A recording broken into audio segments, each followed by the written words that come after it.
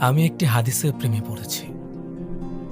আপনি যখন নিজ কক্ষে নীরবে কান্না করবেন, আল্লাহ তখন ফেরেশতাদের উদ্দেশ্য করে বলেন, কোন জিনিস আমার বান্দার চোখে পানি আনল? ফেরেশতাগণ বলেন, আপনার বান্দা সুখে নেই, আপনার বান্দা অনেকদিন হাসেনি।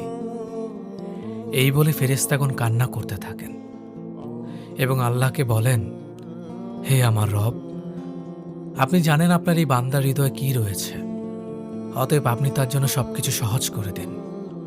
আল্লাহ বলেন,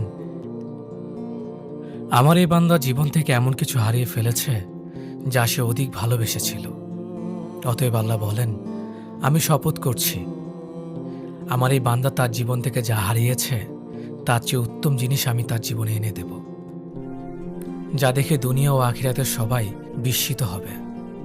সুবহানাল্লাহ।